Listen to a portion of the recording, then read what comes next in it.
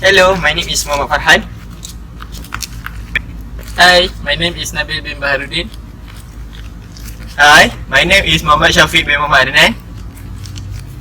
Hi, my name is Stephen Lawrence.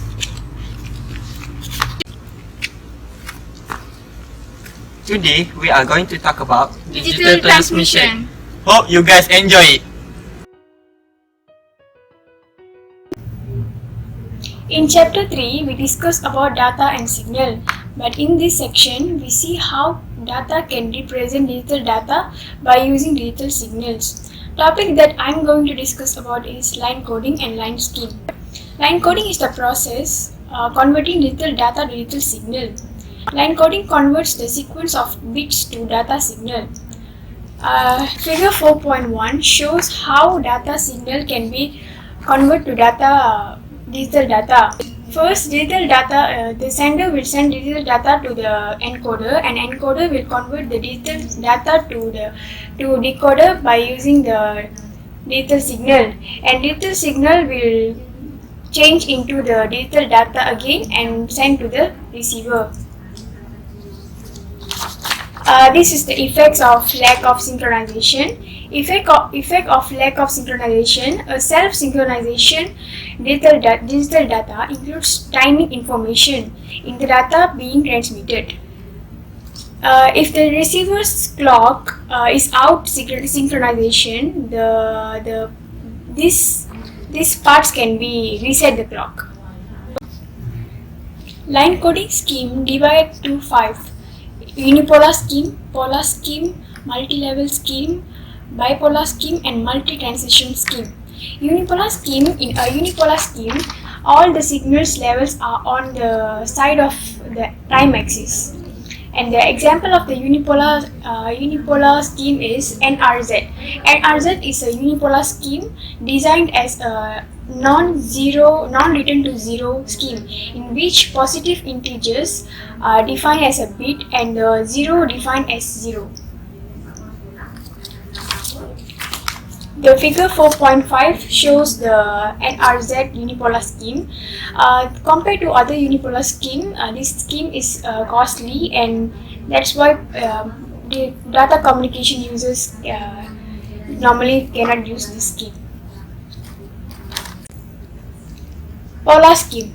Polar scheme voltage are on the both of the side time axis. The voltage level 0 can be positive and the voltage level for 1 can be negative.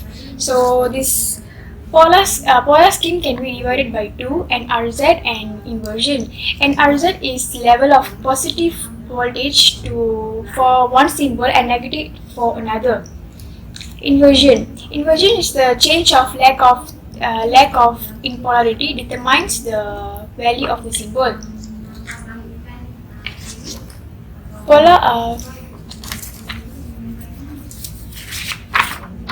4.8 shows the bypass of Manchester and different Manchester. Manchester coding consists of combining the NRZL and RZ schemes. Different Manchester coding consists of combining the NRZL and RZ schemes. Bipolar scheme. The example of bipolar scheme is AMI and pseudo country. It is better alternative to NRZ, and it has no DC component monitoring and no error detection. This is the figure of the bipolar schemes. Thank you. Okay, next we go to the multi-level scheme. In this scheme, we increase the number of data bit per symbol thereby increasing the. Okay, next we go to the redundancy. In the 2B1Q scheme, we have no redundancy and we see that DC component is present. Instead, we go through the multi-level using multiple channel. Okay, first, in some case, we split the signal transmission up and distribute is over several line. Okay, second, the separate segment transmitted simultaneously, and this reduce the signaling repelling after lower bandwidth. Okay, now we go to the multi-translation coding. There are 3 points. First, because of the synchronization requirement, we force translation. This can result in very high bandwidth requirement. More translation than bits. Example, mid bits transition with inversion. Okay, so we go to number 2. Codes can be created that are differential at the bit level forcing transition at bit boundaries. This result in a bandwidth requirement that is equivalent to the bit rate. The third, in some instance, the bandwidth requirement very even be lower due to repetitive pattern resulting in a periodic signal. Last but not least, we go through the block coding. There are 1, 2, 3, 4, 5 points. First, for a code to be a capable error detection, we need to a redundancy. Example, extra bit to the data bits. Okay, second, synchronization also require redundancy. Transition are important in the signal flow and must occur frequently. Okay, third, block coding is done in the 3 steps: division, substitution, and combination. And last, the resulting bit stream prevents certain bits combination that when used with the line encoding would result in DC component or poor synchronization. Okay. Next, I want to talk about analog to digital conversion. In this section, we have 2 techniques to convert analog to digital. First, pulse code modulation (PCM) and delta modulation (DM).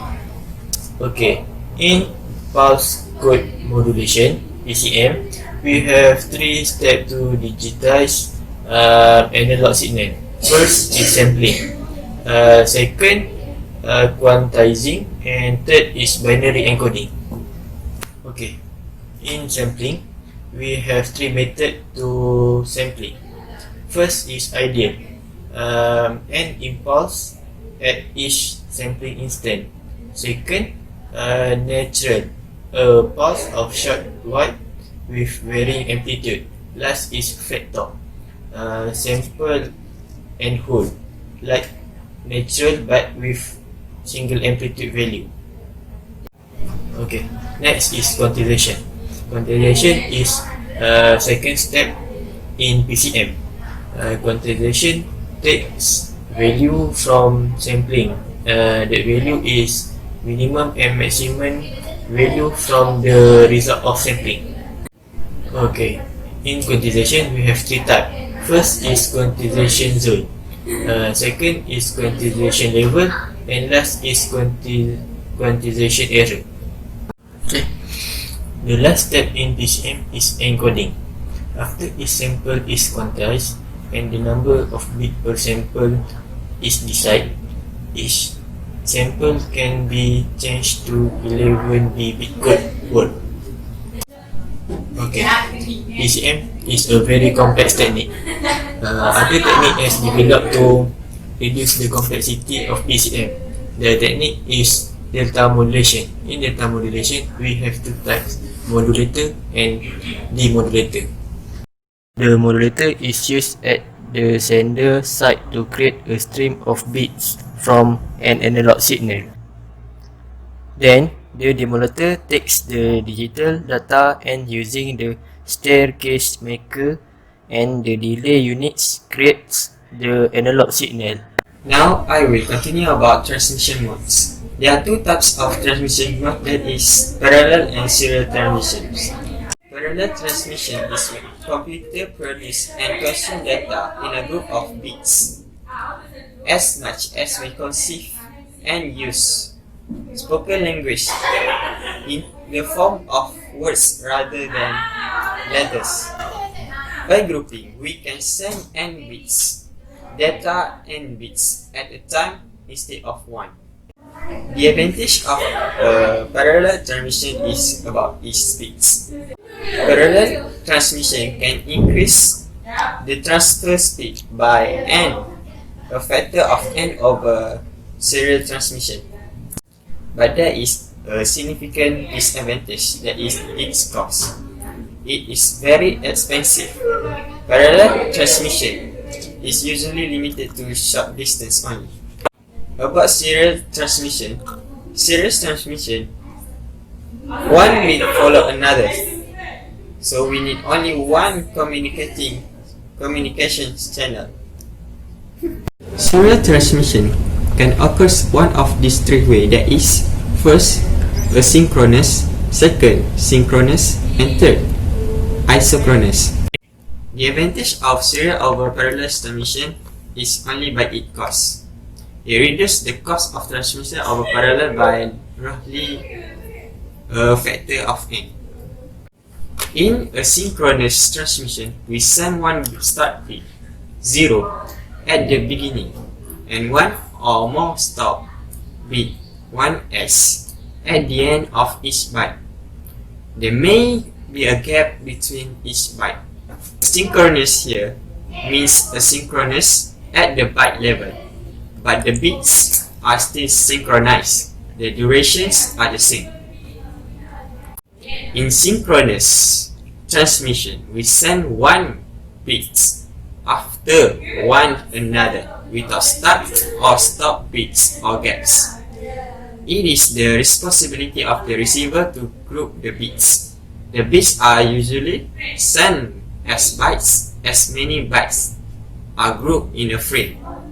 A frame is identified with a start, end, and end byte. Last but not least is about the isochronous transmission. As in isochronous transmission, we cannot have uneven gaps between frames. Transmission of bit also is fixed with equal gaps. That's all for us.